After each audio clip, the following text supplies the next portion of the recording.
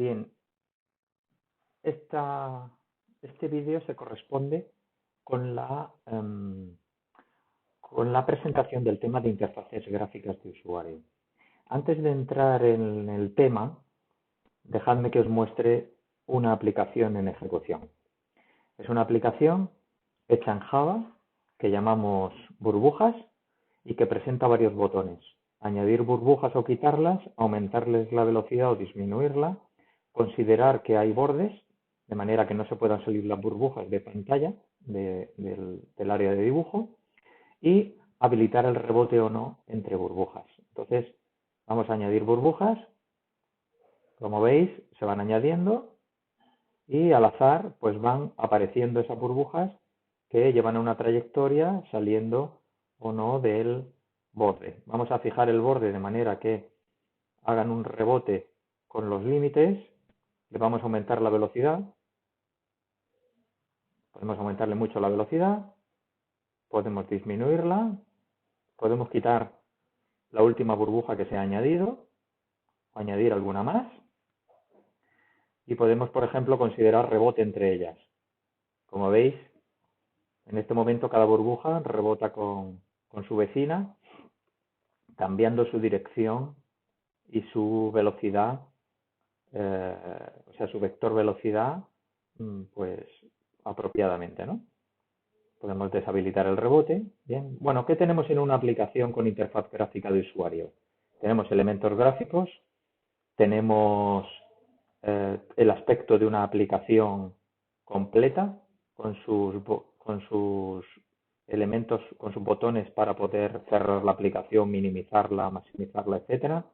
Botones para añadir, o sea, para controlar la ejecución. Un ratón que se mueve con un cursor para poder actuar sobre la aplicación. En esto consiste el desarrollo de aplicaciones gráficas de usuario.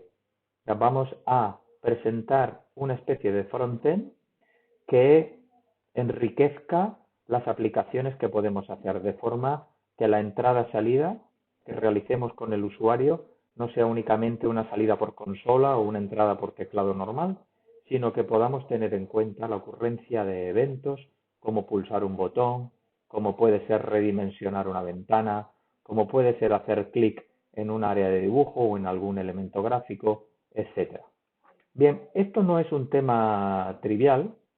Voy a parar la ejecución. No es un tema trivial porque los interfaces gráficas de usuario involucran muchísimos conceptos nuevos, tanto desde el punto de vista de los elementos que se añaden, gráficos como botones, menús, áreas de dibujo, etcétera, sino también desde el punto de vista de la complejidad asociada a la gestión de eventos. Bien, por eso este tema se divide en dos partes, esta parte primera de interfaz gráfica de usuario y la segunda la conducida por eventos. Tengo que deciros que aprender a desarrollar aplicaciones gráficas como la que os acabo de mostrar en la demostración, pues es algo que vais a poder hacer, con lo que vamos a aprender en este tema. Pero también tengo que deciros que el desarrollo de interfaces gráficas de usuario es algo que requiere muchísimo tiempo de aprendizaje porque se ven involucradas, podría decir, centenares de clases e interfaces que hay que hilar convenientemente para poder tener una aplicación en condiciones. Hay como una nueva filosofía de desarrollo que requiere pues cierta profesionalidad y experiencia. En cualquier caso, el objetivo del tema para mí es que deis el salto de no tener ni idea de este mundo a poder hacer cosas medianamente atractivas, ¿de acuerdo? Luego ya vosotros en el desarrollo personal, como parte de vuestro trabajo fin de grado de máster, si se da el caso, o bien en el ámbito laboral, pues profundizaréis en el desarrollo de este tipo de interfaces. También hay que decir que nosotros vamos a ver el desarrollo de interfaces gráficas de usuario desde un punto de vista puramente de programador. O sea, hay que hacer constar que existen muchísimas herramientas que facilitan el desarrollo de aplicaciones con interfaces gráficas de usuario, haciendo la vida más fácil al programador sin tener que estar pendiente de cómo hilar todas las propiedades. Pero en cualquier caso yo creo que es importante que cuando uno empieza a aprender este tipo de aplicaciones, que conozca desde el más bajo nivel posible toda la artillería que hay detrás y cómo se articula. El que luego podamos hacer uso de herramientas que nos faciliten el desarrollo de una manera más sistemática y más rápida es algo que siempre tendremos ahí, pero que conviene pues conocer la mecánica que hay detrás del engranaje que hay en las interfaces gráficas. Bueno, este es un poco el índice del tema, es un tema amplio que incluye una serie de conceptos relativos a lo que son los frameworks y después pasaremos a detallar el caso de Java Swing con todas sus clases y filosofía de contención a la hora de organizar componentes y contenedores. Y por último, el mecanismo de gestión de eventos de Java, que es lo que subyace detrás de este tipo de aplicaciones. Y algunos aspectos relativos a gráficos. Bueno, esta es una pantalla para hablar de lo que es una interfaz gráfica de usuario, con la serie de elementos que aparecen. Y lo importante es que la filosofía de programación que conocemos hasta ahora con la programación orientada a objetos, o el estructurado orientado a objetos, se ve complementada con la programación dirigida por eventos. Esta es una cuestión importantísima que veremos al final del tema. Un evento será cualquier cosa que ocurra en la ejecución de la aplicación, como el hecho de que el usuario minimiza una ventana, o la cierra, o la maximiza, o hace clic en un área, o mueve una barra de desplazamiento, o selecciona una opción de menú, etcétera. Bien, en el caso de Java, el desarrollo de interfaces gráficas de usuario involucra dos paquetes, AWT y Swing. AWT es un paquete anterior a Swing, muchísimo más reducido que este último, del cual se heredan algunas cosas actualmente y se siguen utilizando como parte de Swing. Swing representa el framework completo para el desarrollo de interfaces gráficas de usuario en Java. Y fijaros que hago uso del concepto framework, que vamos a definir a continuación porque es la idea clave que hay detrás de este paquete para el desarrollo de aplicaciones. Involucran unas 250 clases, se requiere un muy buen conocimiento de los principios de diseño de la orientación a objetos que yo considero que estáis adquiriendo fundamentalmente por todo el tema de herencia, polimorfismo, interfaces, complementado con el concepto del uso de patrones de diseño, que vamos a ver que están involucrados. Un framework es una aplicación incompleta. Es decir, el punto de partida ya me lo da Java. Java me da una aplicación que yo tengo que especializar, la tengo que completar a través de los mecanismos que me ofrece para extender o configurar esa aplicación que me ofrece de partida. Y a partir de ahí yo monto mi aplicación concreta. O sea que la filosofía de construcción cambia porque no parto de cero con un main abre llaves, sino que parto de una aplicación incompleta que me proporciona Java, que yo voy a ir rellenando una serie de huecos para decir cómo quiero que se comporta mi aplicación. Dependiendo del número de elementos que añada y de los huecos que rellene, tendré una funcionalidad u otra. Es importante indicar que los frameworks son el máximo exponente de reutilización en el ámbito de la orientación a objetos. Esta es una idea muy interesante. Fijaros que cuando hablábamos de patrones de diseño ya hablábamos de reutilización, porque reutilizamos diseños que han sido contrastados, validados por otros ingenieros de software. Pero el caso del framework va más allá por el hecho de que no solamente estoy reutilizando la idea de los patrones de diseño, porque Java Swing está concebido utilizándose patrones de diseño que se combinan adecuadamente, sino que además se me proporciona código. ¿De acuerdo? Fijaros que los patrones de diseño solo ofrecen esa idea conceptual de cómo organizar una aplicación, pero los frameworks nos ofrecen código que complementa el uso de esos patrones con una solución concreta ya. Bien, aquí tenemos la filosofía, cómo cambia. A la parte derecha lo que nosotros solemos hacer, lo que hacemos es en la parte derecha tendríamos la aplicación resultante del uso del framework. El framework es visto como una aplicación incompleta, con una serie de huecos. Entonces, lo que nosotros hacemos es completar el código de esos huecos y añadir otro código que no está directamente relacionado con el framework, y la totalidad de esto representa la aplicación final con interfaz gráfica. Bien, ¿por qué está diseñado así? Por esta idea que tenéis en rojo. Se trata de separar lo que cambia de lo que no. Es decir, aquello que es siempre igual, Java ya lo da por implementado. Aquello que puede cambiar es el sitio donde el programador va a poder completar aportando el código correspondiente a los huecos que el framework JavaSync ha dejado habilitados. ¿De acuerdo? Entonces, aquí aparece esta idea de la inversión de control. ¿Por qué? Porque, y ahora vuelvo hacia atrás, frente a la filosofía tradicional en la cual nosotros desarrollamos un código que llama a una serie de librerías donde se necesitan, pues llamo a java.io .fileinputstream o llamo a math.seno, ¿de acuerdo? Frente a esa filosofía pasamos a un enfoque en el cual es el framework el que está desarrollado y soy yo el que proporciono el código que va a ser llamado por el framework. Entonces, aquí está la idea de la inversión de control que he mencionado hace un momento. La inversión de control porque no somos nosotros los que llamamos al código, sino que es el código del framework el que llama a nuestro código, a ese código que hemos incluido en los huecos correspondientes que nos ofrece Java Swing. Bien, la forma en la cual vamos a poder especializar un framework y completar esos huecos la vamos a hacer de dos formas distintas.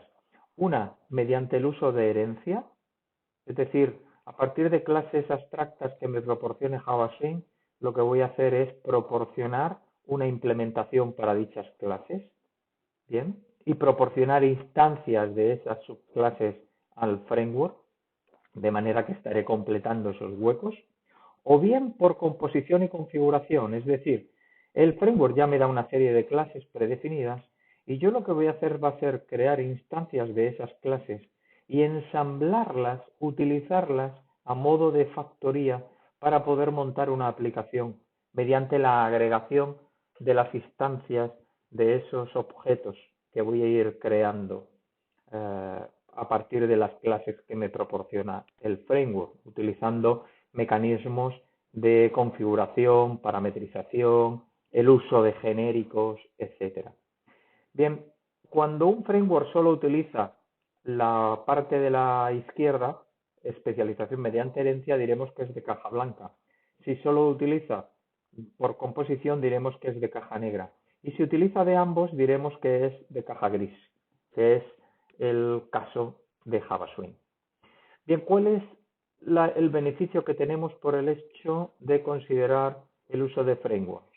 Los sistemas se vuelven más modulares, muchísimo más reutilizables y más extensibles. Bien, estas tres propiedades nos vienen, digamos, de regalo por el hecho de adoptar la filosofía del desarrollo de aplicaciones mediante el uso de frameworks.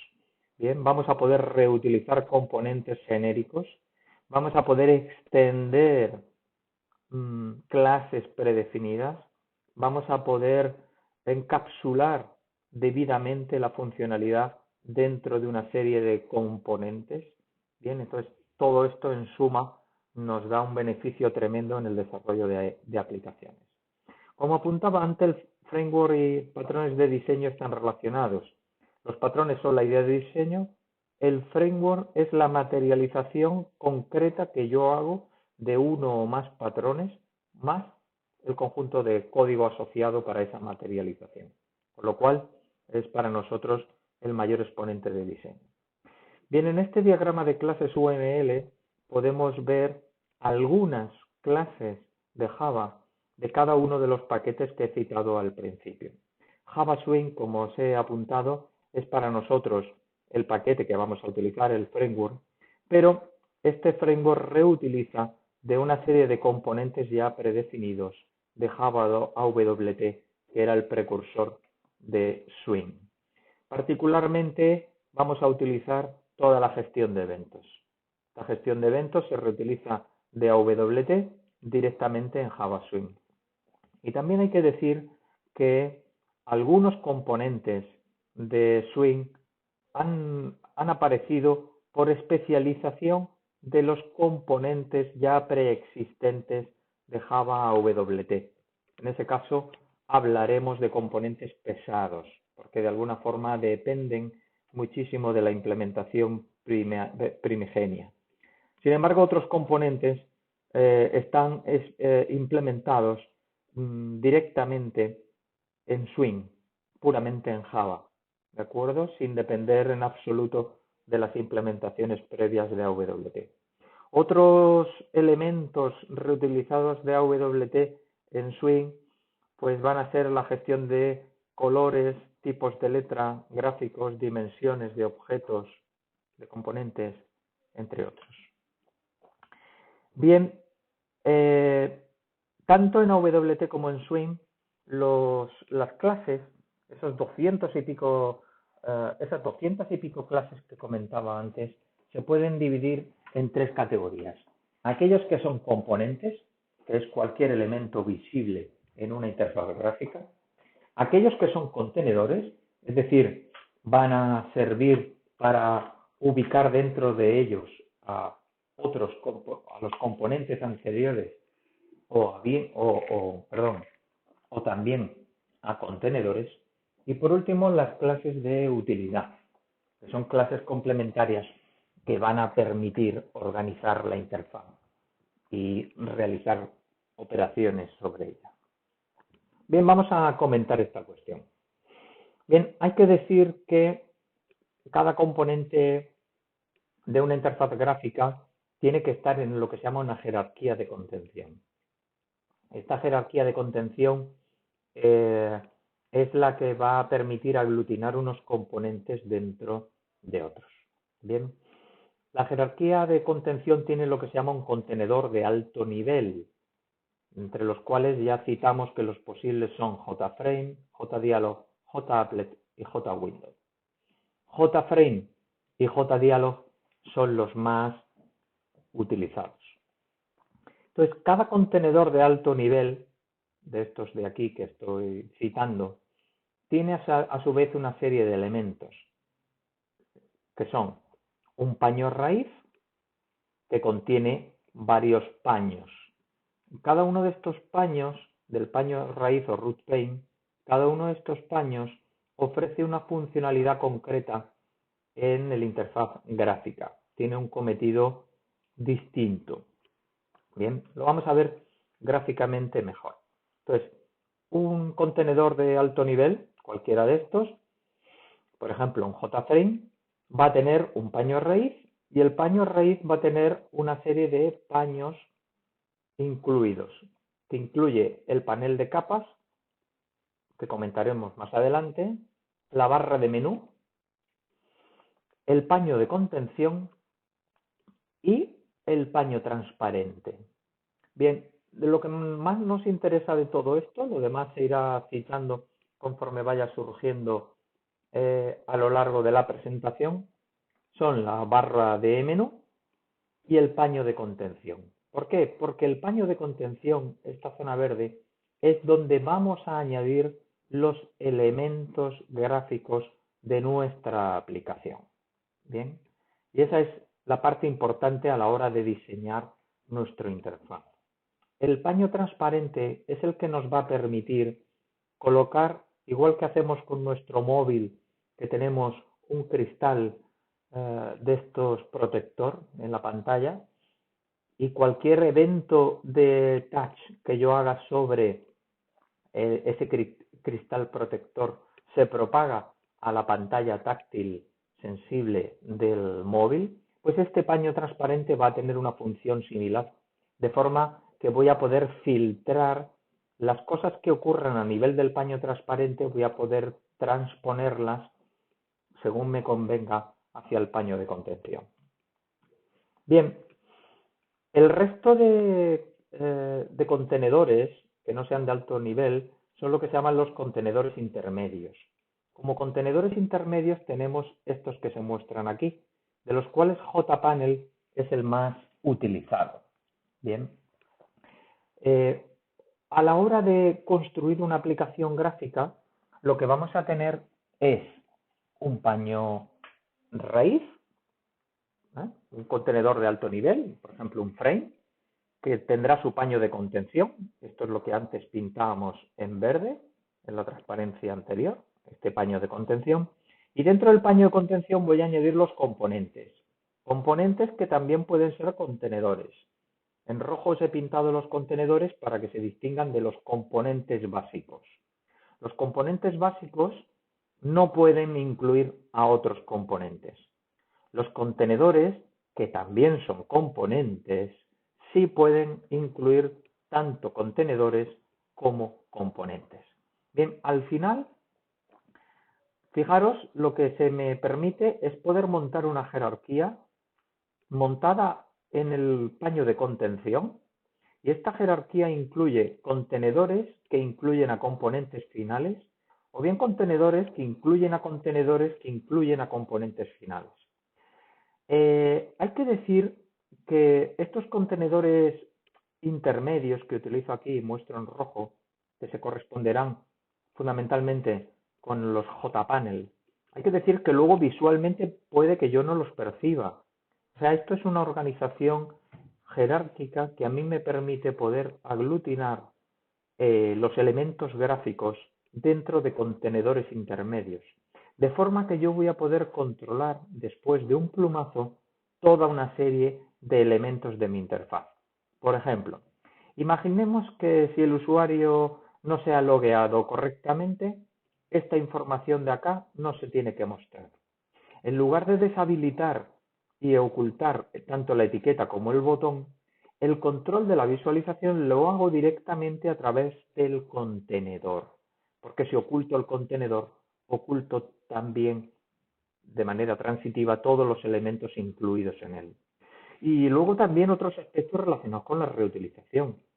Por ejemplo, puedo estar montando una ventana dentro de mi aplicación o de otra aplicación que reutilice parte del diseño.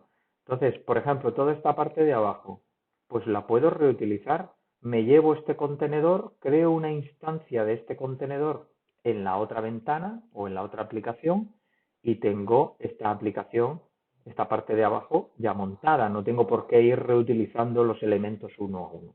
Entonces, esta es la filosofía que hay detrás del uso de los contenedores intermedios.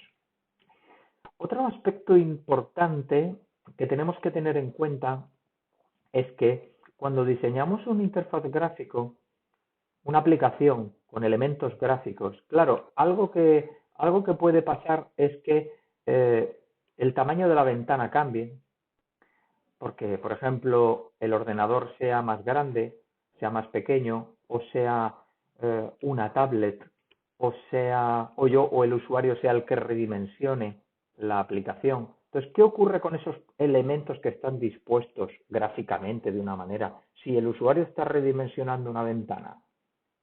Bien, claro, yo tengo que tener un criterio a la hora de decir cuál quiero que sea el despliegue relativo de unos elementos respecto de otros a la hora de considerar redimensionamiento de la ventana.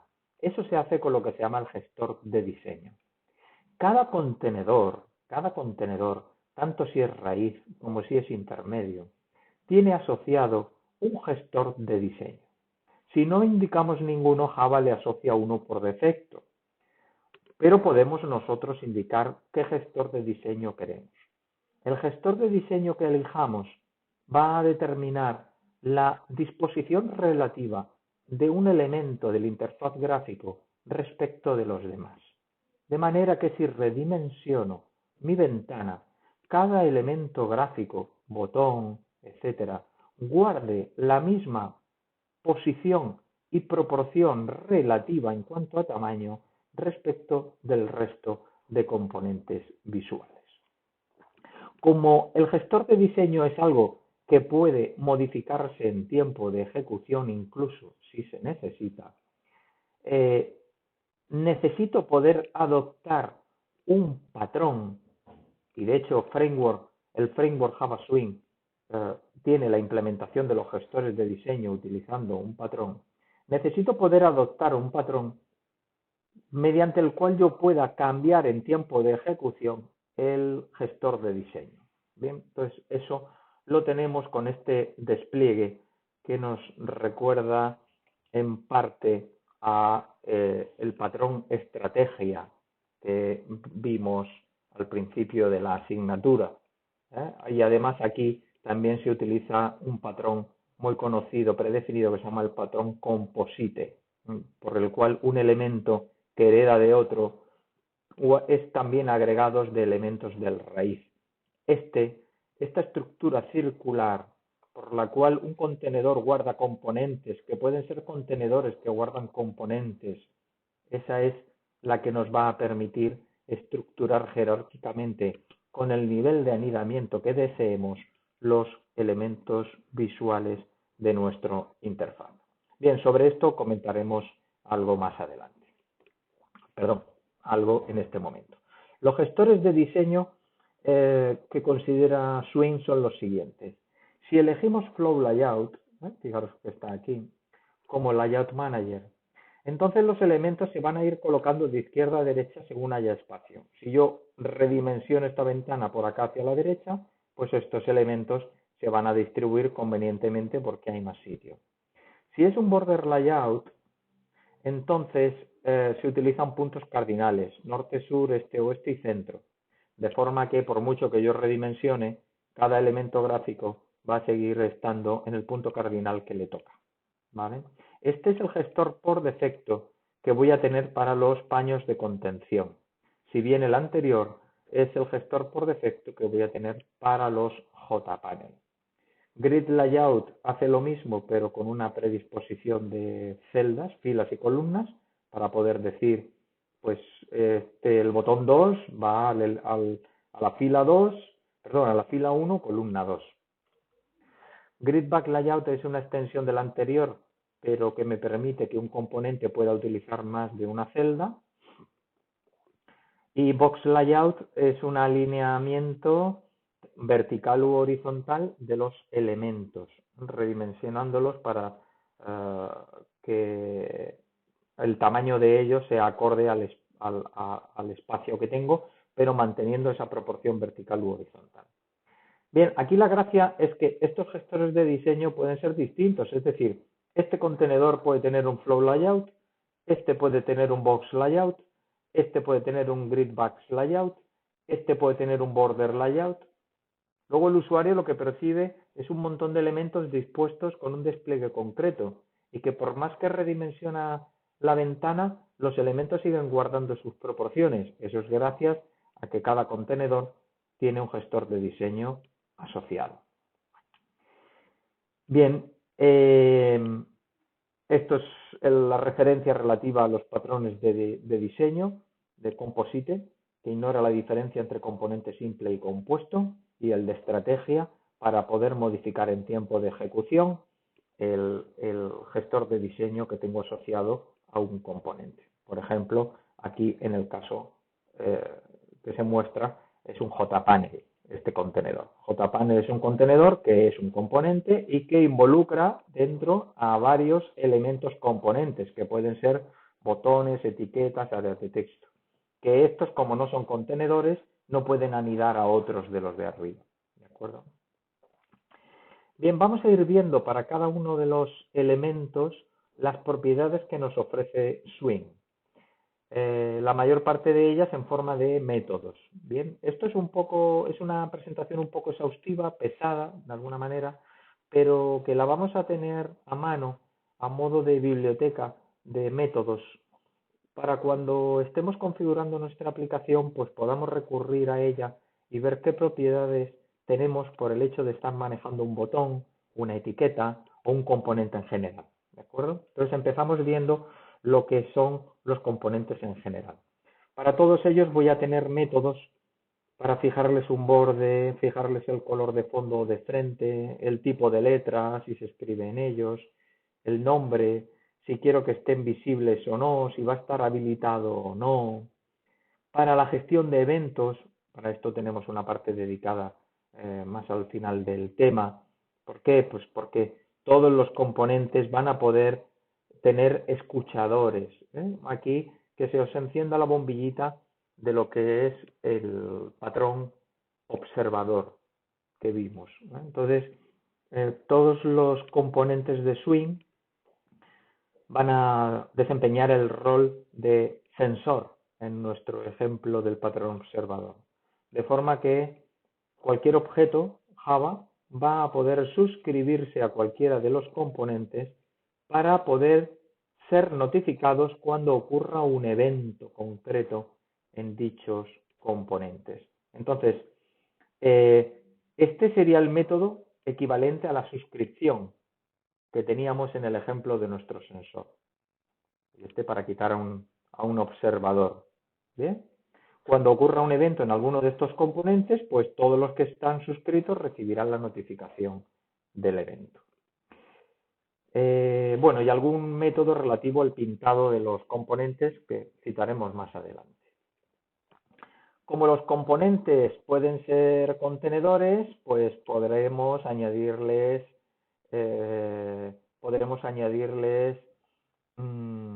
otros componentes o quitar componentes en tiempo de ejecución. Algunos métodos relativos a los tamaños y dimensiones de los componentes. El método correspondiente para fijar el gestor de diseño asociado a un componente. Métodos para saber dimensiones o para poder cambiarlas. Bien, y luego ahora vamos a ir comentando cada uno de los componentes, pues qué propiedades fundamentales tiene. El JPanel es un componente contenedor intermedio.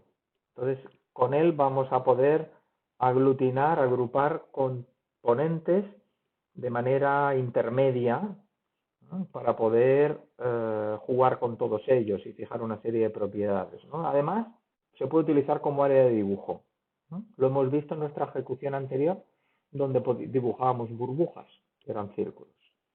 Las etiquetas, JLabels, pues son elementos de texto que pueden tener asociado un icono.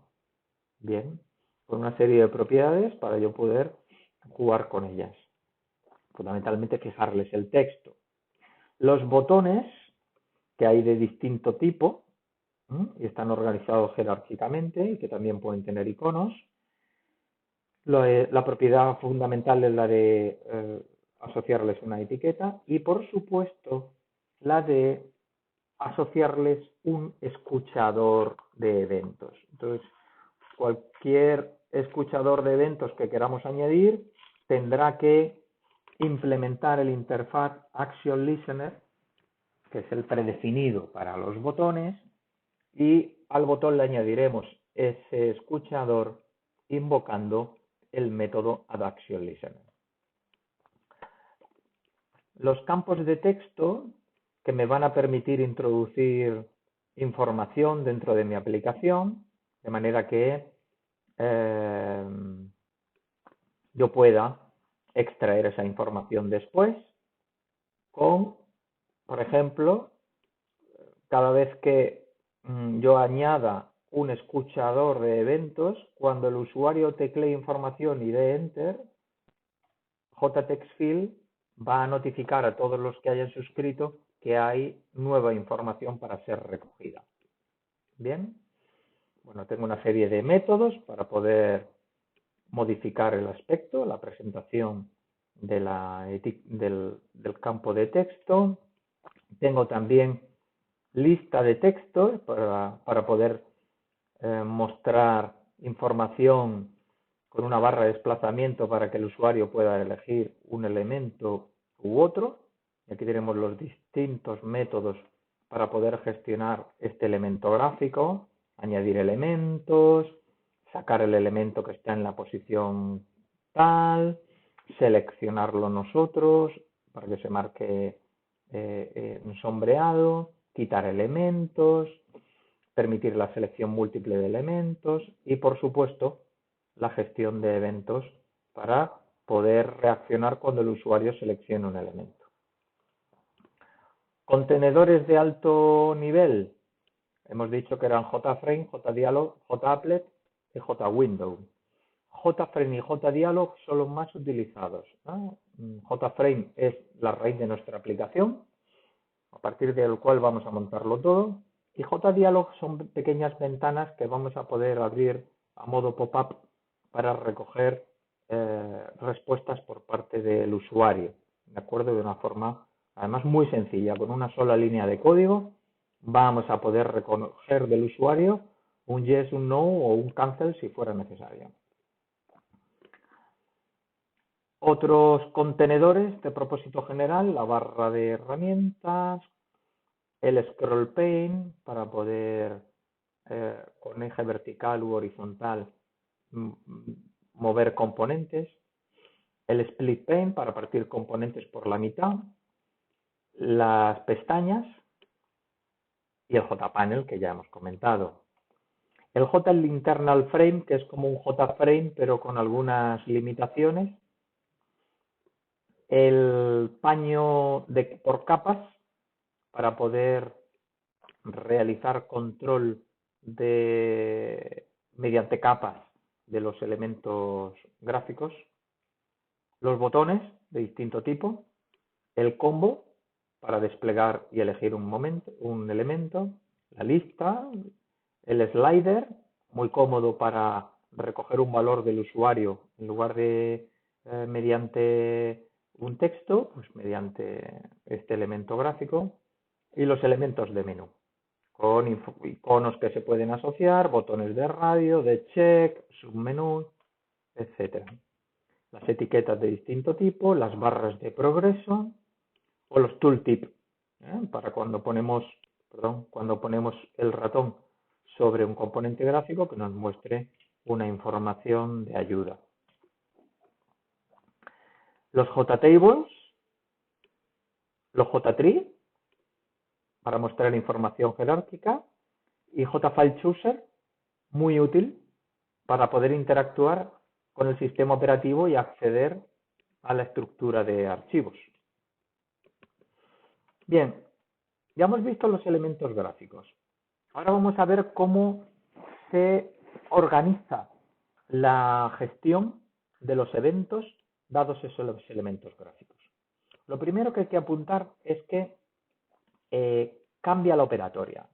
O sea, hasta ahora la ejecución de las aplicaciones ha venido dada porque nosotros controlamos la ejecución. Tenemos nuestros bucles, nuestras condiciones y determinamos cuál es el flujo de ejecución del programa. Sin embargo, en las interfaces gráficas de usuario esto cambia. Es Swing el que está ejecutando el framework y el que está invocando al código que nosotros aportemos. Quiere decir que no hay un main. Hay un main para crear los objetos de partida, según yo necesite. Pero una vez que yo he creado esos objetos de partida, en particular la ventana, el JFrame, a partir de ahí quien toma el control es Swing. De forma que no somos nosotros los que decimos cuándo se ejecuta el código, sino que es Swing, por aquella inversión de control que os he comentado anteriormente. ¿Por qué? Porque a partir de aquí Swing va a estar pendiente de todos los eventos que ocurran. Un evento es cualquiera de las cosas que os he comentado. Un movimiento, un clic del ratón, se pulsa una tecla, se redimensiona la ventana o el propio tic del paso del tiempo. Son eventos que pueden ocurrir. Entonces yo tengo que decir qué hacer en función de los eventos que ocurran. Importante que alrededor de un evento está donde se genera el evento, la fuente, el evento en sí, que es también un objeto. Recordad que ocurría con las excepciones, que también eran objetos, y el que escucha, el escuchante, el que reacciona por la ocurrencia del evento. ¿Bien? Entonces, para que esto funcione necesitamos que la fuente sepa quién es el que escucha. Recordemos el patrón observador. Y que el escuchante proporcione un método que se debe ejecutar cuando se reciba el evento. Recordemos cómo aquellas clases que implementan el interfaz observador, porque quieren ser observadores de los eventos, tienen un método que es el que tienen que implementar, el del interfaz, donde se incluye el código equivalente a qué hace el objeto cuando es notificado por la ocurrencia del evento. Bien, en esta pantalla vemos el despliegue de objetos involucrados. Entonces, tenemos dos objetos que escuchan los eventos del botón. Estos objetos, fijaros que no digo de qué clases son, lo único que digo es que son objetos de clases que implementan una interfaz observador. ¿Cuál? Action Listener. Action Listener es el interfaz predefinido de Java para aquellos observadores que quieran escuchar eventos que ocurran en los botones. ¿Bien? O sea que el botón es la fuente del evento, el que va a propagar el evento, y estos son los destinatarios de los eventos, los observadores, ¿vale? Bien, entonces, ¿cómo lo hacen? Pues estos dos primeros se suscriben al botón. ¿Cómo? Invocando este método. ¿Por qué este método? Porque es el que está predefinido para los botones para que se puedan apuntar los escuchantes. Entonces, ¿cómo lo hacen? Invocando AddActionListener y pasándole la referencia de ellos para que el botón coja esta referencia y la guarde en la lista de los que escuchan. Cuando se genera un evento, porque el usuario hace clic con el ratón, entonces el botón va a mandar un evento, o sea, un mensaje a todos los objetos que se han suscrito, ejecutándoles el método ActionPerform. ¿Por qué este método? Porque este es el método de la interfaz en cuestión. El interfaz ActionListener que implementan ellos, que son los escuchantes, incluye este método que es el ActionPerform. ¿Bien? Recordad, tened presente el patrón observador y el ejemplo de los sensores porque es idéntico lo que estamos haciendo aquí. ¿De acuerdo? Este ActionPerform sería el UtateData que teníamos en nuestro ejemplo de los sensores. ¿Vale? Bien, esta solución, esta forma de hacerlo, nos proporciona un bajo acoplamiento entre fuente y escuchadores. ¿Por qué? Porque la fuente no sabe de qué tipo son los escuchadores, solo sabe que son objetos que implementan el interfaz en cuestión. El que escucha no conoce detalles de la fuente, tampoco está preocupado de la naturaleza del botón, solamente sabe que es un generador de eventos. Y el evento trae información sobre sí mismo y sobre su fuente. O sea, este parámetro que estoy recibiendo aquí y que estoy ejecutando con el método ActionPerform en cada uno de los destinatarios, este objeto es el evento que ha ocurrido aquí. Entonces yo al objeto que recibo como parámetro puedo preguntarle, oye, ¿en qué botón ocurrió? Porque puede haber ocurrido en varios. O, por ejemplo, si es un clic en un área de dibujo, puedo decirle, oye, ¿dónde ocurrió el clic? ¿En qué coordenada X, coordenada Y? ¿O fue un doble clic? ¿De acuerdo? O sea, nos trae información. Bien, vamos a ver la implementación. Entonces, imaginemos, tenemos un frame. En este frame se declaran dos botones que se van a mostrar como botón 1 o botón 2. Este código es parcial porque habría que añadir los botones al frame para que se muestren y algunas operaciones adicionales que veremos en ejemplos más completos. La idea de este mini ejemplo es únicamente para poner de relieve el tema de la gestión de eventos originados por los botones.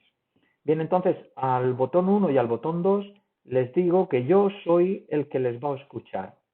¿Vale? Fijaros que se corresponde con estas suscripciones que hacemos aquí.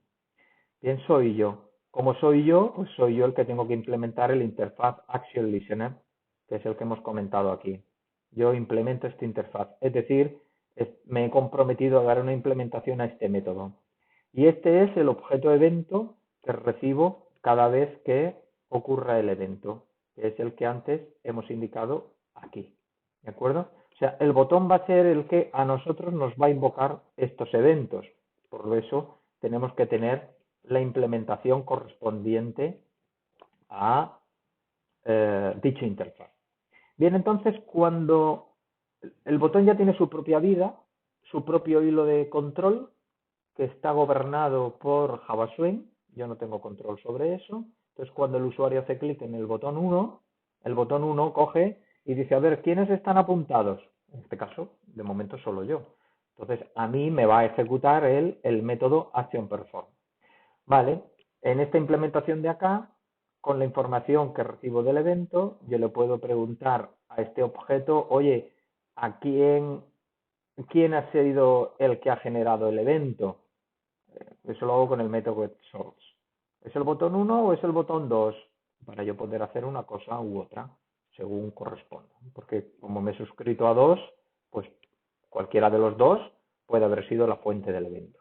Bien, esta es una implementación en la cual el propio JFrame asume el rol de implementar el interfaz correspondiente y de aportar el código para gestionar el evento en sí. Pero otras veces nos vamos a encontrar con que necesitamos un gestor separado. Es decir, cargar el JFrame con la gestión de todos los eventos pues puede ser inmanejable. Y además, desde un punto de vista de reutilización, me interese tenerlo separado. Bien, entonces en este caso, fijaros que el JFrame ya no implementa la interfaz como sí implementaba antes y sigue teniendo los botones, pero a la hora de decirle a los botones quiénes van a ser los que le escuchen, le pasamos la referencia de un objeto distinto. Ya no soy yo, sino que es otro objeto. En este caso, tengo dos clases separadas, una para gestionar el botón 1 y esta para gestionar el botón 2. Le paso un objeto de este o de este. Entonces, fijaros que ahora son estos los que tienen que implementar el interfaz y en consecuencia son los que tienen que tener la implementación del método citado anteriormente. Ahora ya no tengo que preguntar aquí si ocurrió en el botón 1 o en el botón 2. ¿Por qué? Porque esta clase, el objeto que yo creé, está específicamente dedicado al botón 1. ¿De acuerdo? Podría tener una solución intermedia en la cual solamente estuviera la clase manejador 1 y creara dos objetos del manejador 1. En ese caso sí que tendría que tener aquí un if para distinguir quién ha sido la fuente del evento. Hasta inclusive podría tener el mismo objeto que creo aquí, new manejador 1, guardarlo en una variable y pasarle esa variable al botón 2. Es decir, las posibilidades que tenemos son tener dos objetos distintos de dos clases distintas, dos objetos distintos de la misma clase, en cuyo caso tengo que distinguir aquí con un if cuál ha sido la fuente del evento, o el mismo objeto de una sola clase, obviamente, también necesitaré distinguirlo.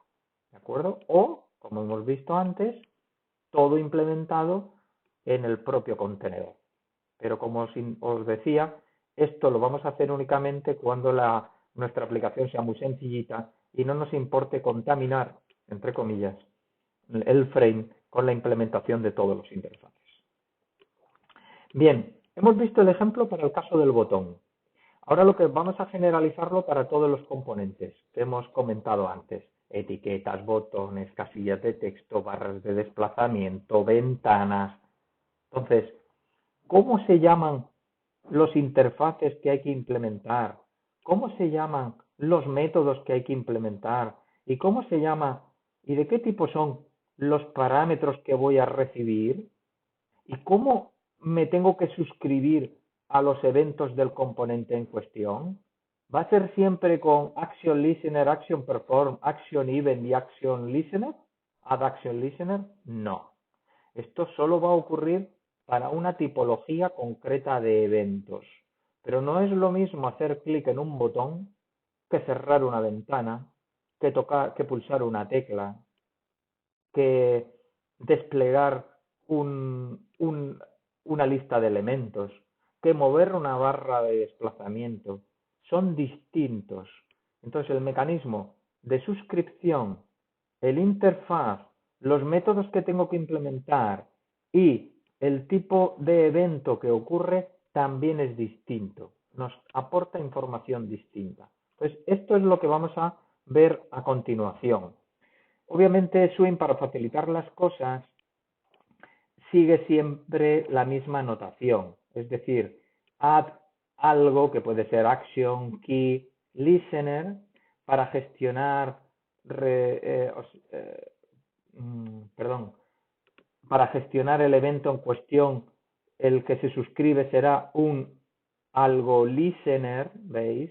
Un action listener, key listener, o sea, lo mismo que hemos utilizado aquí, de forma que el parámetro del evento en cuestión será un action event, key event, ¿vale? Entonces esta es la nomenclatura que utiliza Java Swing, excepto en el caso de Mus Motion Listener, que comentaremos después.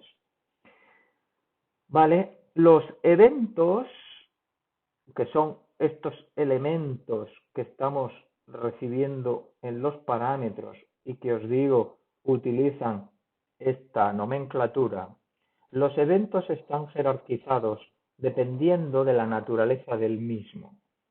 Entonces hay clases predefinidas en Java para organizar jerárquicamente dichos eventos. Y aquí tenéis pues la estructura de ellos. El que hemos visto antes para el botón era un action event, pero vamos a tener otros relativos a redimensionamiento, eventos generales de componentes, dentro de los cuales están los del teclado y los del ratón, eventos de texto, eventos de selección de elementos, de ventana, de ganancia o pérdida de foco, de gestión de componentes dentro de contenedores, etc. Bien, entonces en estas tablas os muestro, dependiendo de la fuente, qué evento puede ocurrir por parte del usuario y qué clase Java hay asociada. En un botón, pues pulsarse es un action event. En un componente de texto, pues es un text event. En un campo de texto es un action event el hecho de que he pulsado return. Aquí distinguimos el cambio del texto de lo que es pulsar el return. Para el caso del combo, de las listas, de los botones, de las cajas de chequeo, de los botones de radio, de los elementos de menú, de las barras de desplazamiento, los distintos elementos, de las ventanas, contenedores, componentes, con las acciones que pueda realizar el usuario. Las interfaces que hay asociadas, esta primera es la que hemos visto en el ejemplo de antes, y aquí tenemos todas las demás, por ejemplo, para los elementos de las listas, pues el hecho de que el usuario cambie el elemento. Para cualquier cosa que ocurra con una ventana, que se cierre, que se abra, que se minimice, que se active, que se desactive. Adición o supresión de componentes dentro de los contenedores, o movimiento, redimensionamiento, ganancias, pérdida de foco, pulsada de teclas, movimientos del ratón, en cuanto a que entró o salió de un componente, se hizo clic, se pulsó, se soltó, el arrastrar, el moverse, o sea, el drag es el mantener pulsado, por ejemplo, cuando voy a dibujar un elemento gráfico, ¿no? Pulsamos y hacemos un drag, o que se mueva el ratón en sí. Y aquí tenéis en esta tabla, dado el tipo de evento en cuestión, lo que se han citado anteriormente, qué métodos me proporcionan información. Hay que tener en cuenta que estos no están todos al mismo nivel, sino que están jerarquizados según hemos visto en este diagrama. Quiere decir que si un método está disponible para el component event, es un método que va a estar disponible para todas las subclases. ¿De acuerdo? Por eso aquí component event está aquí, entonces getComponent, que me devuelve una referencia al componente en el que se origina el evento, va a estar disponible en todos los anteriores, porque este es superclase de los anteriores. ¿Vale? Lo más habitual es que utilicemos el getSource para saber dónde ha ocurrido el evento. También me interesará mucho en las barras de desplazamiento saber el valor en el que ha dejado el usuario la barra de desplazamiento en el último movimiento, o los elementos que han provocado una selección dentro de una lista de ítems. relativos a ventanas, relativo a las teclas, relativo al teclado, cuántos clics hizo 1, hizo 2, y en qué coordenadas X, Y hizo el clic. Vale, completamos el tema con algunos elementos gráficos que conviene que tengamos en cuenta porque son muy habituales. Bien, la clase Graphics es la clase que maneja el contexto para poder dibujar elementos gráficos en un panel, en un área de dibujo, ¿vale? En un JPanel. Hay que tener en cuenta que utiliza un sistema de coordenadas donde el 0, 0 es arriba a la izquierda, esta es la componente X y esta es la componente Y.